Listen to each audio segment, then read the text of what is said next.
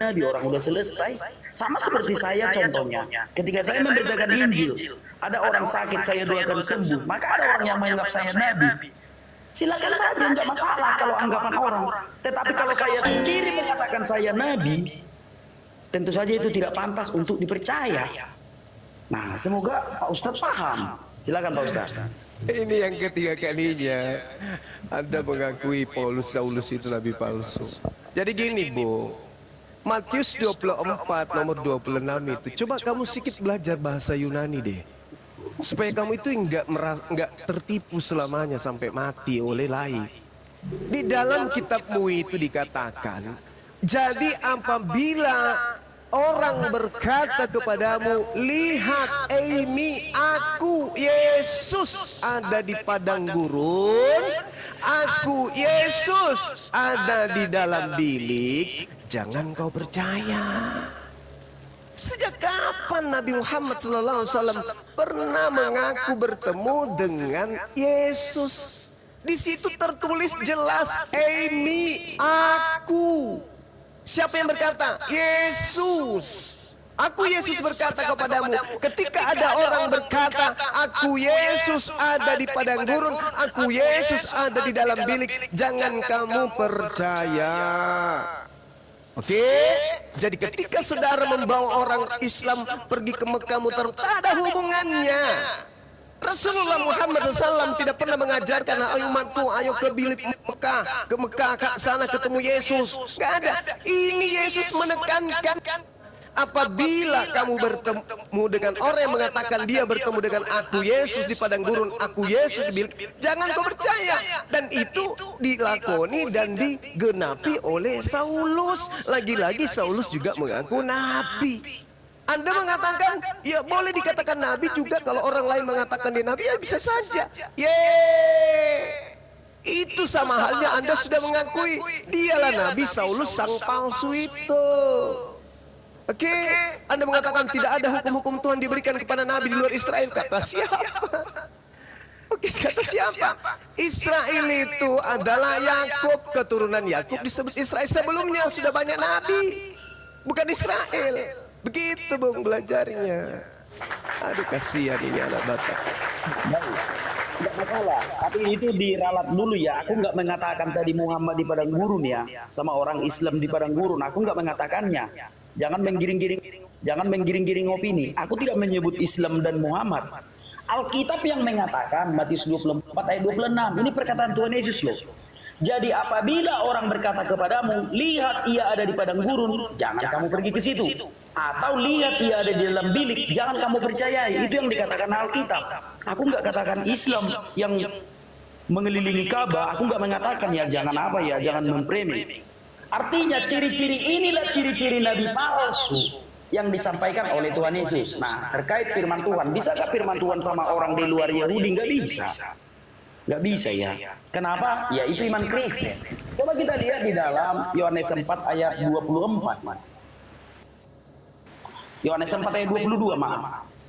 Kamu menyembah apa yang tidak kamu kenal, kami menyembah apa yang kami kenal. Sebab keselamatan datang dari bangsa Yahudi, bukan dari bangsa Arab.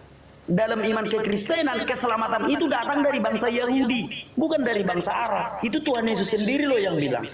Sekali lagi aku bacakan, kamu menyembah apa yang tidak kamu kenal, kami menyembah apa yang kami kenal, sebab keselamatan datang dari bangsa Yahudi. Nah, jadi kalau ada orang yang mengaku-ngaku mendapat firman Tuhan ya, kita cek dulu dia, apakah dia orang Yahudi atau enggak. Jangan asal dipercaya. Sebab pengajar-pengajar sesat itu, nabi-nabi palsu itu ada. Dalam Galatia 1 ayat 8 dan 9 contohnya. Sekalipun dia malaikat, terkutuklah dia. Jangankan manusia, sekalipun malaikat yang memberitakan Injil yang berbeda, melanggar perintah Tuhan Yesus. Contoh ketika Tuhan Yesus berkata, baptislah mereka atas nama Bapa dan Putra dan Roh Kudus. Itu kata Tuhan Yesus. Lalu ada orang yang mengaku mendapat firman Tuhan berbeda, terkutuklah dia sekalipun dia malaikat. Gitu. Silakan Pak. Iya. Jadi gini saudara anak Batak.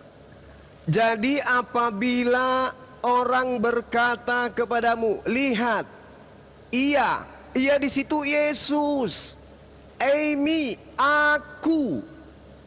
Oke, saya ulang lagi.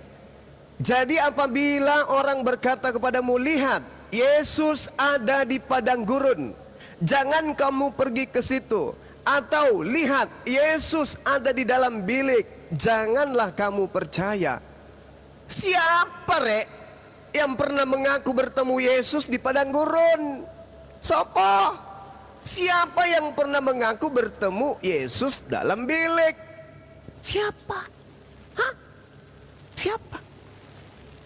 Coba fokus dulu lah. Terus kemudian Anda membawa Yohanes 4:22. Bung, Yohanes 4:22 itu perkataan Yesus kepada muridnya Bani Israel, bukan kepada Roma yang kelak mengajarkan Kristen. Bukan. Yesus berkata kepada Bani Israel, muridnya orang-orang bersunat, aku menyembah, kami menyembah apa yang kami kenal. Kalian orang Roma Yunani menyembah apa yang kalian tidak kenal. Ini pengakuan Yesus. Apa hubungannya dengan Anda? Lalu Anda mengatakan sebab keselamatan dari bangsa Yunani, bukan dari bangsa lain. Kristen yang ngajarin di Indonesia ini orang Yahudi rupanya. Orang Yahudi rupanya yang menyebar ke penjuru bumi mengajarkan kekristenan menyembah Yesus. Hah? Bukankah yang mengajarkan menyembah manusia itu orang Roma? Nyebrang ke Belanda, Belanda nyebrang Portugis, Portugis menjajah di Indonesia. Dan tidak ada satupun orang Yahudi datang ke Nusantara ini mengajarkan menyembah Yesus. Bukan orang Yahudi yang datang. Yang mengajarkan menyembah Yesus itu orang Barat. Paham? Belajar lagi, belajar. Silakan. Oke. Ya. Siapapun yang memberitahukannya kepada kami, mereka tidak merubah apa yang diajarkan oleh orang Yahudi. Orang Yahudi lah yang pertama menjadi Kristen. Di Yerusalem yang pertama orang Kristen, bukan orang Batak. Coba kalau Bapak Ustadz pergi ke Israel, ke gereja yang ada di Israel itu, mereka itu semua orang Yahudi. Orang Yahudi memberitahukan tentang keselamatan itu kepada bangsa-bangsa lain meneruskannya kepada kami, mereka tidak mengubahnya. Apa yang disampaikan Yahudi tidak pernah diubah oleh orang Yunani maupun orang Eropa. Artinya adalah keselamatan itu datang dari Yahudi. Kecuali tadi orang Yunani atau orang Eropa merubahnya, barulah salah. Ini tidak. Orang Yahudi yang ada di Yerusalem, yang Kristen, percaya Yesus Allah. Orang Batak yang mendapatkan kabar baik itu dari orang Eropa, percaya Yesus Allah. Artinya tidak ada yang berubah. Makanya dikatakan keselamatan itu datang dari bangsa Yahudi. Sebab Yahudi lah mula-mula yang menjadi orang Kristen sampai sekarang di Yerusalem.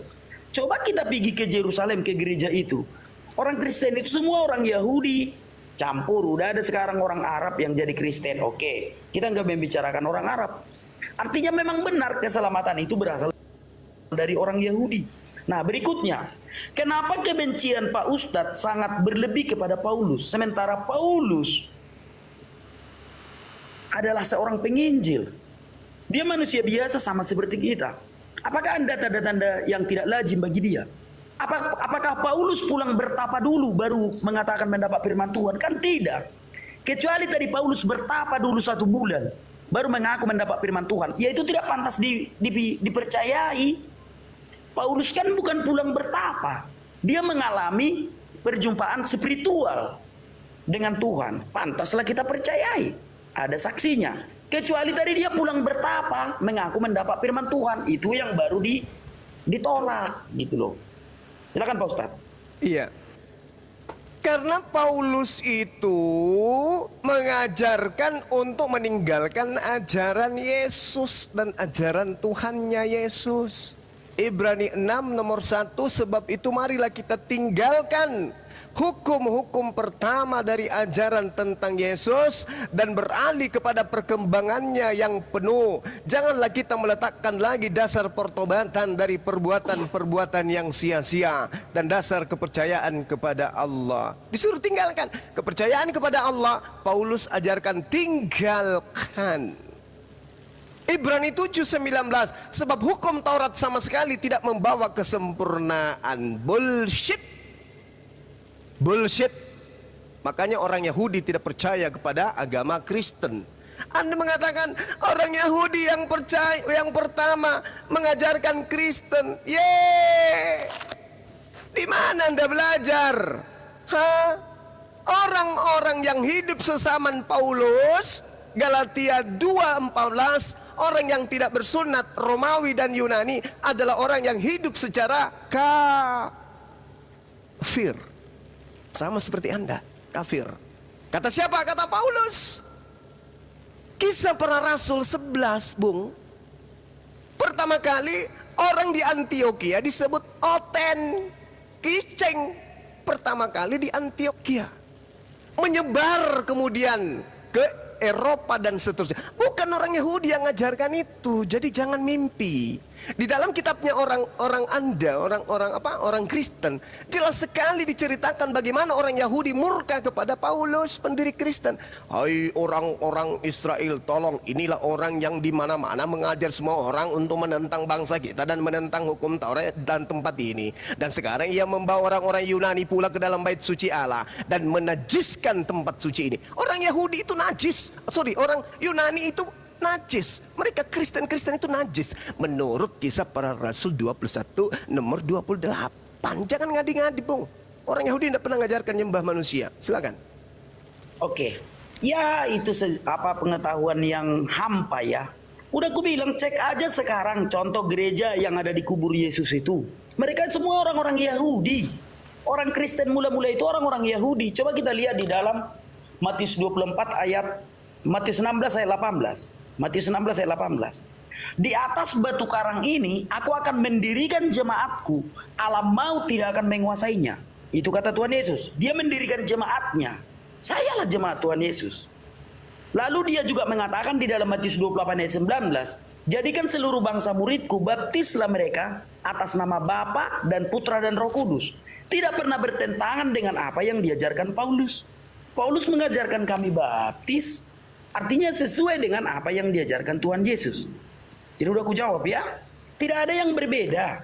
Apa yang diajarkan Paulus, contoh, Santo Petrus mengajarkan tentang firman Tuhan ke Roma dan dia menjadi uskup Roma pertama. Ketika Paulus juga sampai ke Roma, dia mengajarkan hal yang sama. Pengajaran itu apostolik dan tradisi. Diajarkan secara turun-temurun, tidak ada yang berbeda. Tuhan Yesus melakukan perjamuan kudus.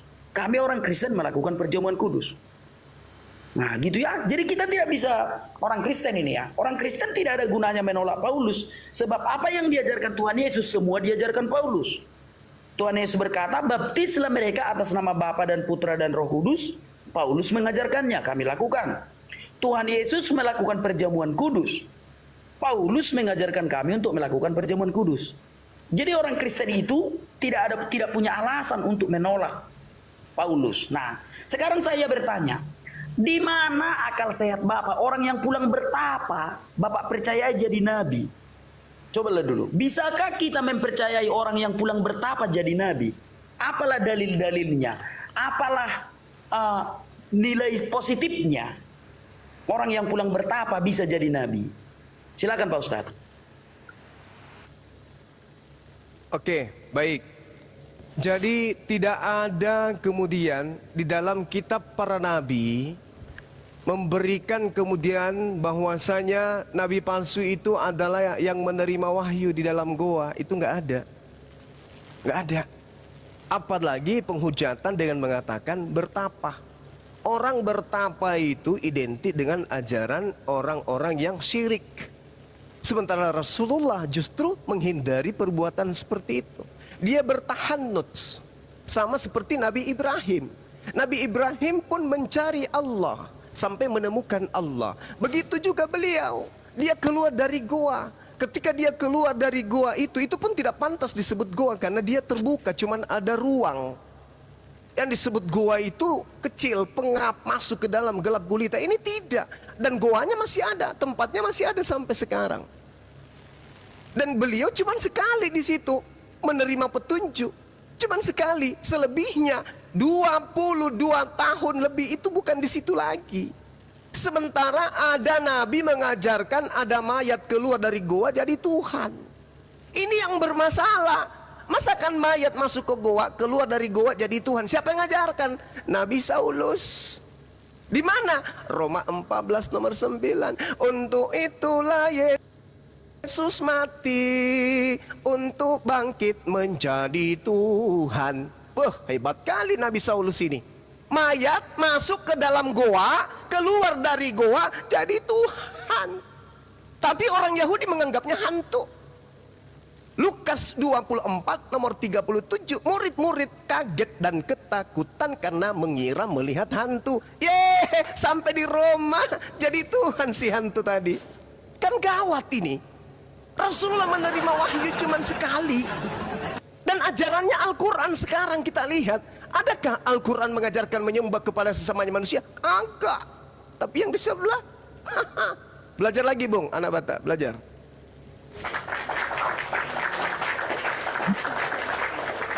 Coba Pak Ustadz membaca dulu di dalam Sahih Bukhari 3. Coba Pak Ustadz dulu membaca di dalam Sahih Bukhari 3. Tapi harus ada kejujuran ya. Kalau mau mencari yang benar itu harus jujur dulu. Lepaskan dulu doktrinnya.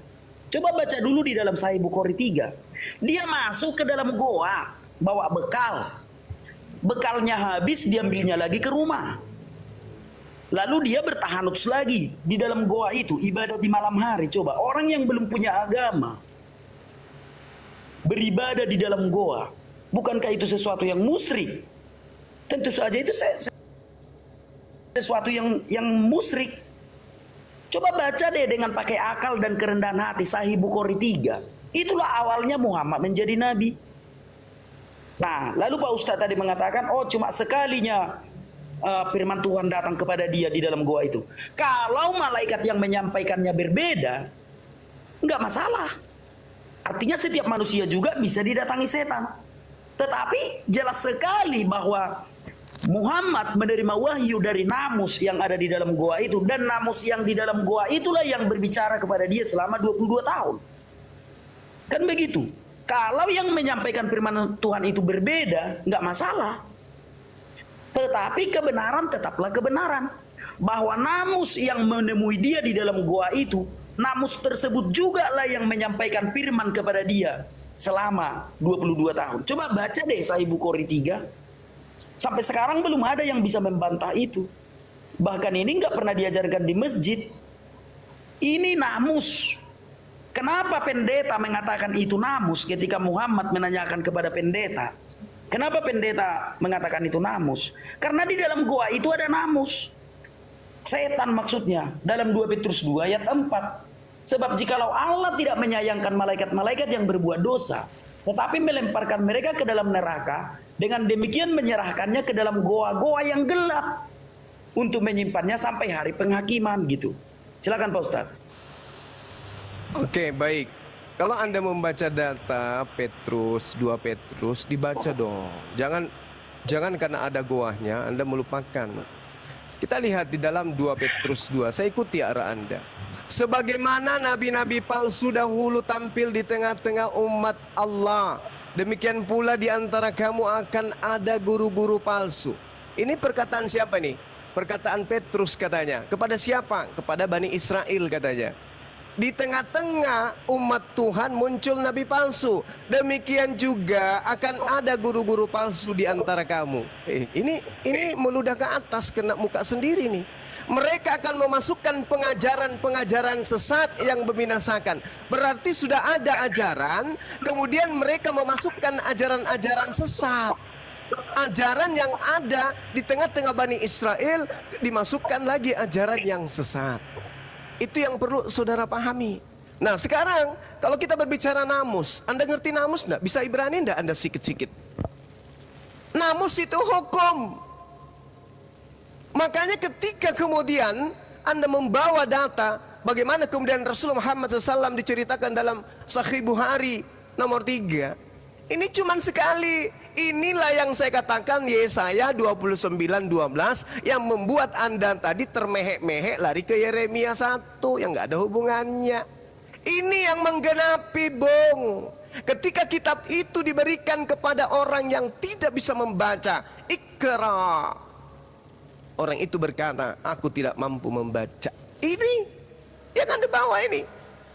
Sehingga ahli kitab pada masa itu, orang Nasrani pada saat itu, Waraqah, disampaikan ciri-cirinya. Maka apa dikatakan? Dia adalah namus yang dulu pernah datang kepada Nabi Musa alaihissalam. Makanya namus itu atau nomos itu artinya hukum. Hukum itu Taurat. Yang datang mengajarkan Taurat kepada Nabi Musa, itulah juga yang datang mengajarkan syariat kepada Nabi Muhammad sallallahu alaihi wasallam. Belajari lagi, namus itu apa? Belajar. Itu penting. Silakan. Oke, baik. Kalau Pak Ustadz tadi mengatakan namus itu adalah hukum, ya Pak Ustadz sudah berdusta di hadapan ribuan orang. Coba baca dulu di dalam Sahih Bukhari 3 itu. Yang menemuinya itu ada sesosok roh. Roh namus ini. Bukan hukum. Orang bisa mendekat kok. Bedakan hukum dengan malaikat yang ada di dalam goa. Yang menemui Muhammad itu bukan hukum, tetapi ada malaikat menemui dia di dalam goa ini. Paham ya Pak Ustadz ya? Hukum mana bisa bersuara? Hukum itu undang-undang. Mana bisa undang-undang mendekap? Jadi yang menemui malaikat itu bukan hukum, tetapi malaikat. Waraqah mengatakan malaikat namus. Gitu loh. Orang Islam mengatakannya Jibril, bukan hukum. Menurut orang Islam, malaikat Jibril lah yang menemui Muhammad itu di dalam goa itu. Menurut Waraqah bin Naufal, menurut orang Nasrani, malaikat namus lah, bukan hukum. Tetapi memang malaikat yang keberadaannya ada. Gitu loh. Lalu Pak Ustadz tadi mengatakan, cuma sekali. Yang menjadi permasalahannya, apakah berbeda malaikat yang menemui dia di dalam goa itu dengan yang menemui dia setelahnya? Kan tidak. Yang berbicara kepada dia selama 22 tahun adalah malaikat yang sama yang menemuinya di dalam goa itu. Atau kalau Islam menyebutnya Jibril, Nasrani menyebutnya namus. Berarti kalau malaikat itulah yang menemui dia, sehingga benarlah ya apa yang dikatakan Nasrani, Waraqah bin Naufal. Ini namus. Namus itulah yang menemui dia selama 22 tahun itu. Dan sesuai juga dengan ajarannya. Ajaran Tuhan tidak pernah mengajarkan hal-hal yang tidak senonoh. Hanya ajaran namus yang mengajarkan hal-hal yang tidak senonoh gitu loh. Silakan Pak Ustadz. Oke, baik. Ketika Anda berbicara mengenai nomos atau namus, dalam bahasa Arab dikenal dengan sebutan an-namus. Itu adalah kata serapan dari bahasa Yunani namau yang artinya hukum. Hukum ini didatangkan oleh Nabi, oleh malaikat. Malaikat ini yang membawa hukum. Kisah para Rasul 7. Musa inilah yang menjadi pengantara dalam sidang jemaah di padang gurun di antara malaikat. Malaikat ini datang mengajarkan kemudian hukum. Maka disebut Torah. Pahami itu. Kamu telah menerima hukum Taurat yang disampaikan oleh malaikat. Di dalam kisah para Rasul 7 yang bercerita tentang Nabi Musa. Data nomor 53 dan 38. Jadi nomus itu adalah yang membawa hukum kemudian. Makanya di dalam hukum Taurat itu disebut Torah, karena dia itu adalah berasal dari nomos. Nomos inilah malaikat itu yang datang kepada Bani Israel, kepada Nabi Musa, yang diajarkan kepada Bani Israel. Makanya di dalam, kalau Anda melihat di dalam Ulangan 4 nomor 44 dikatakan gini, inilah hukum Taurat yang dipaparkan Musa kepada Bani Israel. Dalam bahasa Yunaninya disebutkan hautos honomos hon prateto Moses enepos homin Israel. Belajar lagi sedikit supaya Anda bisa paham ke situ. Jadi ketika berbicara hukum, dibawa oleh yang membawa hukum malaikat disebut nomos. Hautos honomos hon prateto Moses. Jadi hukum datang kepada Nabi Musa disebut nomos. Jangan kau menghina nomos, karena Nabi Musa diajarkan oleh nomos. Nomos itulah yang disebut Torah. Dalam bahasa Ibraninya disebut Pesot Hatorah Ashiro. Oke ya, perlu belajar supaya bisa sedikit naik level. Silakan. Oke, yang mana satu yang benar? Coba dulu, yang mana satu yang benar? Tadi Pak Ustadz mengatakan namus itu hukum. Setelah kubongkar namus itu adalah malaikat Jibril, maka Pak Ustadz mengakui yang membawa hukum inilah namus. Yang mana satu yang benar? Namus itu hukum yang dibawa atau malaikat yang membawanya? Gitu loh. Harus jelas dulu dong. Namus ini, apakah namus ini hukum atau namus ini malaikat Jibril? Coba jelaskan dulu dong dengan detail. Namus ini hukum yang dibawa malaikat Jibril, seperti yang Pak Ustadz katakan itu seperti Torah itu, atau namus ini adalah malaikat Jibril? Harus jelas dulu dong. Jangan bimbang. Tadi Pak Ustadz mengatakan namus itu adalah hukum. Nah, aku mengatakan namus itu adalah malaikat Jibril, sesuai dengan yang dipercayai oleh orang-orang Islam pada umumnya. Sekarang Pak Ustadz tegaskan dulu, namus ini hukum yang dibawa malaikat Jibril atau malaikat Jibril itu? Paham ya? Kalau nggak paham nggak tahu lagi aku. Namus itu apa sebenarnya? Namus itu hukum yang dibawa malaikat Jibril atau namus itu adalah malaikat Jibril itu? Kalau dalam sudut pandang kekristenan jelas sekali ya kalau namus itu ya. Makanya Warokah bin Naufal mengatakan kalau namus itu adalah setan menurut Warokah bin Naufal karena dia berada di dalam goa sesuai dengan 2 Petrus 2 ayat 4. Kalau nggak paham lagi Pak Ustadz, nggak ngerti lagi aku deh. Kenapa Warokah bin Naufal mengatakan namus itu setan?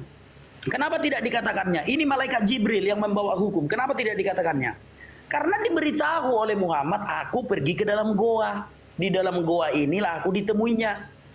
Dalam Sahih Bukhari 3, baca aja deh Sahih Bukhari 3 atau Sirah Nabawiyah. Karena di dalam 2 Petrus 2 ayat 4, di dalam goa itu ada setan. Makanya Warokah mengatakan ini namus, kata Warokah.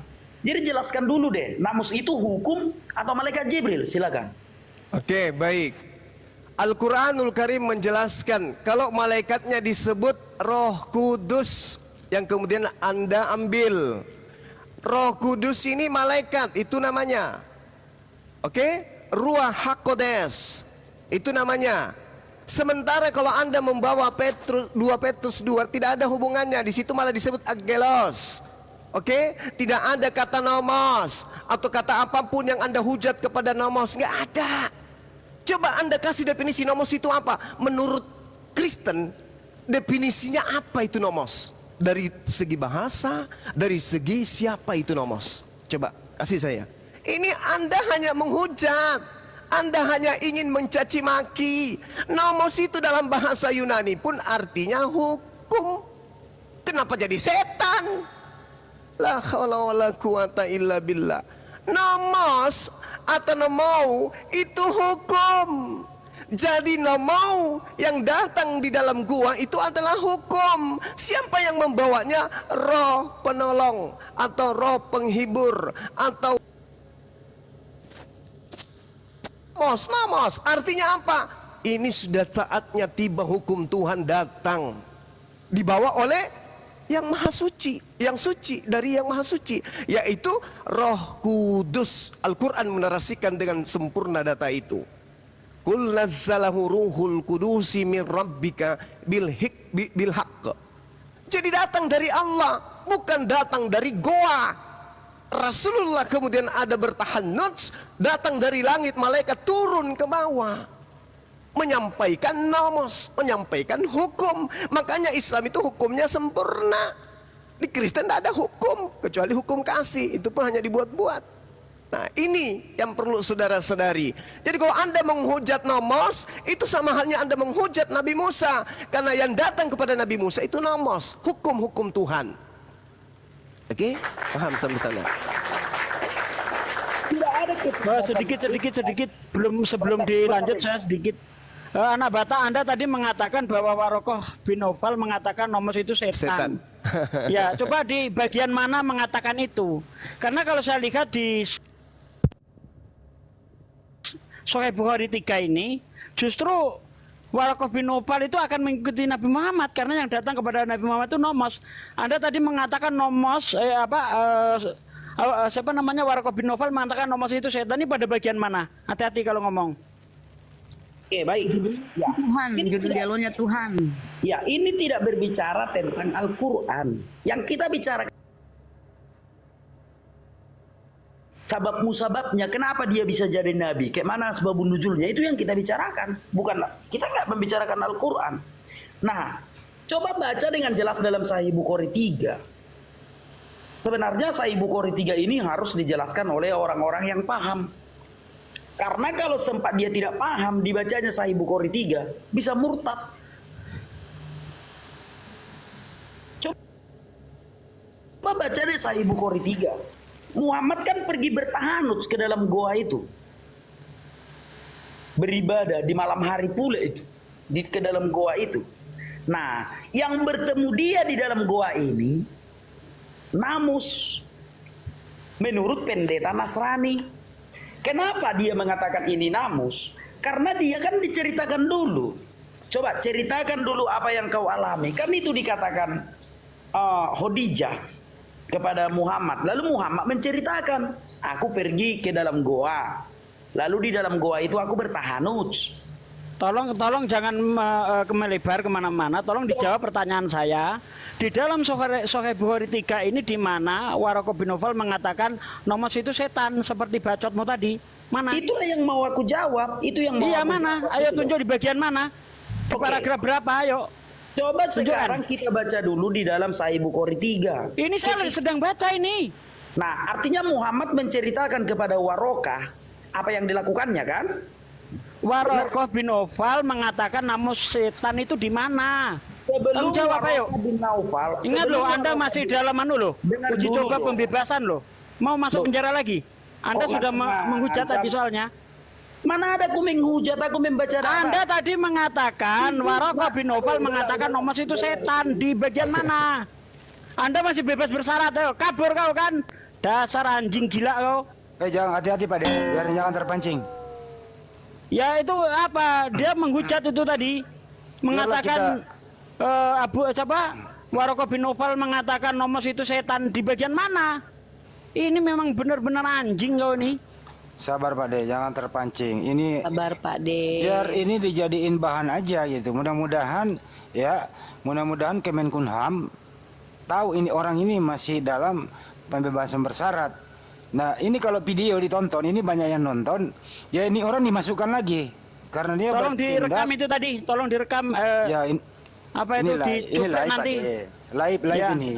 Iya nanti diambil terus diviralkan biar kapok dia mengatakan malaikat Jibril itu setan. Ya, ntar dulu Pak De, saya terusin ya. Apa itu bebas bersyarat? Bebas bersyarat itu hukumannya 1 tahun. Tapi dia sudah menjalani setengah. Dia mengajukan PB, bebas bersyarat. Terus itu disetujui. Tapi dengan catatan, dia tidak boleh melanggar hukum lagi. Nah ini, kalau sampai ketahuan sama yang memberikan pembebasan bersyarat, dia akan masuk lagi. Gitu ya. Itu hati-hati kau anak Batak. Kau tadi udah berjanji, tobat, tidak akan mengulangi lagi. Tapi ternyata kau ini mulutmu memang dasar nggak bisa dipegang. Tapi ingat aja, ini kalau Dia sampai melakukan penipuan Bang Andi. iya, ini berbuat lagi kejahatan yang sama. Dan ingat aja nanti, lu jangan framing lagi. Kalau pembebasan bersyarat lu dicabut, ya lu akan menjalani lagi. Gitu aja sih dari saya Pak De. Katakan menurut Waraqah bin Naufal Nomos itu setan. Nah di mana saya cari-cari di dalam Sahih Bukhari 3 ini? Justru Waraqah bin Naufal mengatakan seandainya aku mengetahui umurku masih panjang untuk menjadi nabi, aku akan mengikutimu. Nah kalau dia mengatakan nama setan, bagaimana mungkin Waraqah mau mengikuti dia, mengikuti Nabi Muhammad? Kurang ajar orang ini. Saya itu akan baik sama Kristen kalau dia baik, dia sopan. Tapi kalau udah menghujat, bagi saya, Anda semua yang menghujat anjing kalian, ya. Sabar Pak De. Jadi bebas bersyarat nih ya. Apa itu bebas bersyarat? Itu ya, nih ya. Mengintegrasikan narapidana dan anak dalam kehidupan masyarakat memenuhi syarat yang ditentukan berdasarkan pasal 10 nomor 11 Undang-Undang 22 tahun 2022. Ini pembebasan Bang bersyarat. Andi, Tuh, hati-hati loh biar ya. saya bacakan Sahih Bukhari 3 ya. Ya, silakan. Ini saya bacakan ya. Perjalanan hidup Rasulullah. Nah ini adalah namus malaikat Jibril yang Allah utus kepada Nabi Musa. Ini Waraqah bin Naufal ngomong begitu ya. Ini adalah namus malaikat Jibril. Ini adalah namus dalam kurung malaikat Jibril yang Allah utus kepada Nabi Musa. Andaikan saja aku masih muda saat itu, andaikan saja aku masih hidup tatkala kaummu mengusirmu, ujar Waraqah, seorang pemuka agama saat itu yang dikenal religius dan terpercaya, ya. Dalam buku tersebut diceritakan Nabi Muhammad SAW Waraqah, setelah kejadian di Gua Hira, malaikat Jibril datang kepada Nabi yang saat itu sedang uzlah di Gua Hira ketika berusia 40 tahun. Malaikat Jibril berkata bla bla bla, ini tentang surah Al-Alq itu tadi. Nah ini Waraqah bin Naufal akan mengikuti Nabi Muhammad kok. Kan seandainya dia masih mengetahui Nabi Muhammad itu diusir oleh kaumnya, karena dia tahu, Waraqah bin Naufal itu tahu kalau Nabi Muhammad ini nanti jadi nabi, dia akan diusir kaumnya. Nah justru Waraqah bin Naufal itu akan berpihak kepada Nabi Muhammad. Masa dikatakan menurut Waraqah bin Naufal namus itu adalah setan? Ini kan kurang ajar namanya ini. Iya Pak D, sabar Pak D. Tapi kalau yang mendatangi Paulus itu bisa jadi setan, saya punya dasar loh bilang. Karena dalam diikuti teman-teman Kristen penenung itu. Karena dalam kitabnya mereka, iblis bisa berubah menjadi malaikat terang gitu. Jadi kalau seandainya yang berjumpa dengan Paulus di padang gurun itu adalah iblis tuh dasarnya ada. Karena yang dilihat Paulus itu cahaya terang. Nah, dan kita punya dasarnya dari Bible bahwa iblis bisa berubah menjadi malaikat terang. Kalau namus itu tidak ada, ya kalau memang namus iblis, ya tunjukkan definisi bahwa namus itu artinya iblis gitu.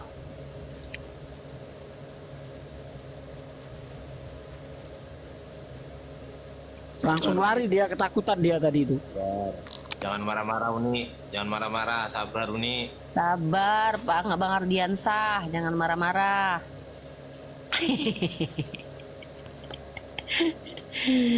Tadi dia bilang kitab Wahyu itu masuk Septuaginta ya Bang Adriansah. Septuaginta itu isinya ditulis dari kitab Kejadian sampai Wahyu.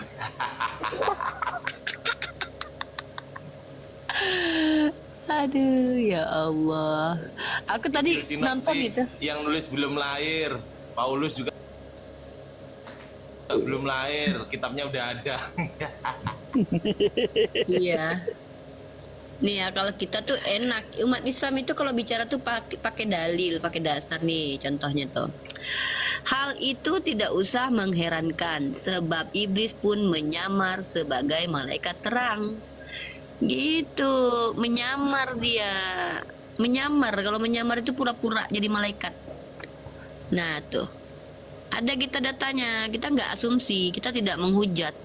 Kita tidak kita tidak mungkin mengada-adakan sesuatu gitu.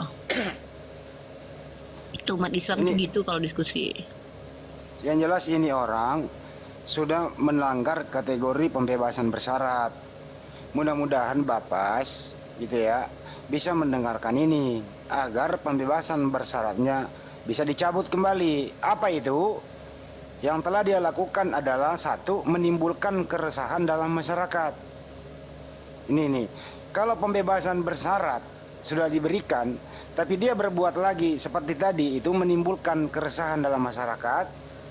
Dua, tidak melaksanakan kewajiban melapor kepada Bapas 3 kali berturut-turut, tidak melaporkan perubahan alamat, tidak mengikuti atau mematuhi program pembimbingan yang ditetapkan oleh Bapas. Ini orang ini masih dibimbing, tidak layak untuk debat, menimbulkan keresahan, apalagi tadi ada unsur menista. Nah mudah-mudahan ya lapas tempatnya dia ditahan itu mengambil kembali orang ini udah melanggar pasal 139 Peraturan Menteri Hukum dan HAM nomor 7 tahun 2022 gitu ya.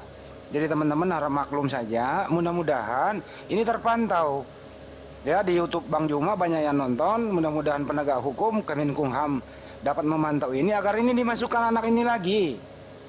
Karena menimbulkan keresahan, belum layak untuk diskusi, belum layak tampil di media.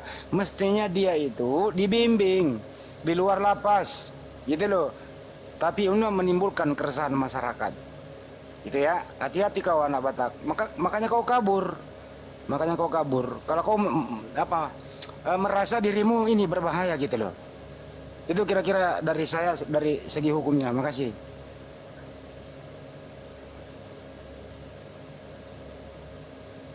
Makanya tadi saya bilang ini anak nggak layak diskusi loh. Kenapa? Ini anak masih dalam pengawasan lapas. Apa sih itu bebas bersyarat? Bebas bersyarat itu dia ajukan sudah menjalani sebagian dari hukumannya itu. Dia berkelakuan baik, bisa dipantau, laporan sesuai dengan ketentuan yang berlaku, berbuat baik di luar sana. Tapi ini tidak berbuat baik, menimbulkan keresahan, bahkan menista tadi itu, membolak-balik fakta. Kan begitu. Ya kita doakan saja, lapas turun tangan, ambil lagi orang ini, masukkan ke dalam untuk dibina lagi deh. Kalau di luar berbahaya Pak. Ya Kemenkumham ini berbahaya ini orang, bisa menimbulkan keresahan. Dari awal tadi dia udah berjanji tidak akan melakukan.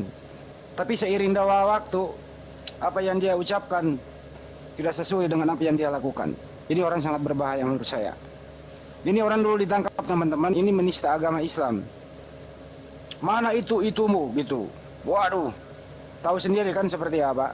Dan ini orang tidak ada yang melaporkan. Tidak ada yang melaporkan. Tertangkap tangan. Atas cyber. Apa itu polisi cyber? Ya polisi ya seperti kita ini, ada yang menjaga kita, ada yang memantau kita. Kemudian terproses. Vonisnya jatuh 1 tahun. Dijalani sudah setengah PB dia. Dan makanya tadi saya masih PB Bang Juma. Nanti kalau lepas saya PB. Tapi seiring waktu, bukannya dia baik-baik, tiap hari buka komal, tiap hari berkoar-koar, tantang debat segala. Kepleset tadi kan, kepleset. Ini banyak orang hukum yang menonton nih, melapor pada kami nih. Ini sangat berbahaya. Ini Bang tadi saya Handi. dikasih oleh orang hukum loh. Kira-kira begitu. Menahan diri untuk tidak menghujat itu susah dari teman-teman Kristen. Kenapa? Karena tanpa hujatan mereka tidak bisa menyentuh hadis apalagi Al-Quran gitu loh. Pertama harus mempelintir dulu, kedua menambahkan narasi yang tidak ada. Kalau enggak ya enggak tersentuh Al-Quran, hadis aja enggak tersentuh loh, apalagi Al-Quran. Kurang lebih seperti itu. Ini ada tamu ini, di sini ada Susu sama Fer ini muslim atau non muslim? Halo Ferry. Mohon izin saya jelaskan sedikit dulu ya. Boleh ya? Silakan Bang. teman-teman ya? Silakan Bang. Iya. Jadi supaya anak Batak lain kali jangan diulang-ulang lagi. Jadi di sini jelas dikatakan di hadis Bukhari ini. Faqala lahu, maka berkatalah Warakah ya. Haza namus. Ya. Oke. Ini adalah namus. Ladzi nazzalallah, yang dulu turun dari Allah ala Musa, kepada Musa. Nih namus. Ini adalah namus. Nah sekarang kita lihat di dalam kitabnya saudara anak Batak ini ya, Kisah Para Rasul 7:53. Di sini dikatakan kamu telah menerima hukum Taurat. Nih hukum Taurat. Mari kita lihat dalam bahasa Yunani hukum Taurat itu apa? Hukum sini ya. Nih. Namus atau nomos, an-namus dalam bahasa Arab 3551. Ini apa artinya? Hukum. Hukum Taurat. Hukum. Kitab Taurat, hukum. Tuh. Ya. Ini ya 3551. Kita kembalikan. Ya, 3551. 3551 tuh, hukum Taurat. Apa bahasa Yunaninya? Namos, an-namus.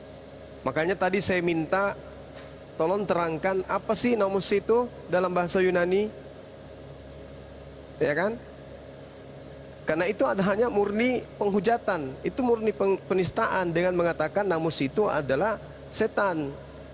Sedangkan namus yang dikatakan oleh Waraka adalah sosok malaikat yang datang membawa hukum, yaitu Jibril yang datang kepada Nabi Musa alaihissalam. Kan tadi kita lihat di dalam Ulangan 18, Nabi Musa menerima Taurat, hukum.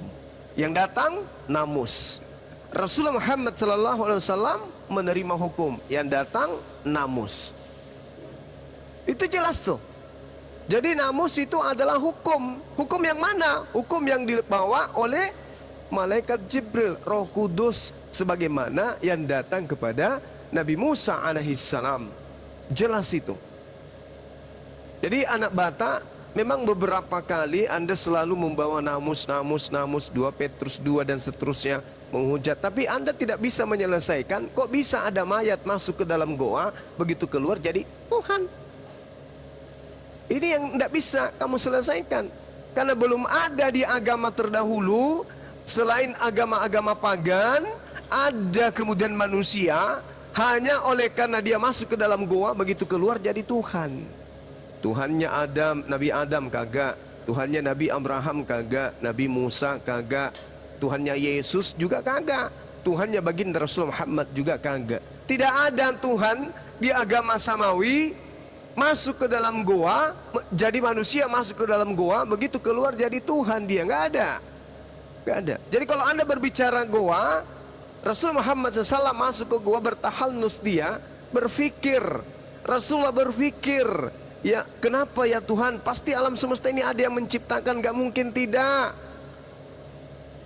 Sebagaimana Nabi Musa alaihissalam dalam proses mencari Tuhan, bukan dia bertapa. Nabi Ibrahim alaihissalam, bukan dia bertapa. Kalau bertapa itu orang yang meminta sesajen, orang yang minta sesuatu, orang yang meminta untuk kepentingan pribadinya. Tidak. Rasulullah kemudian melihat keadaan bangsa jahiliyah, dia kemudian menghindarkan dirinya dari perbuatan-perbuatan yang dilakoni orang-orang jahiliyah pada masa itu. Dia bertahalnus, kemudian dia berpikir, ya Allah, ya Tuhan, wahai Engkau yang Maha Kuasa yang menciptakan alam ini, apakah akan membiarkan semua ini terjadi tanpa ada solusi? Di manakah jalan kebenaran itu? Datang kan, karena memang sudah diperuntukkan untuk baginda Rasulullah Muhammad SAW.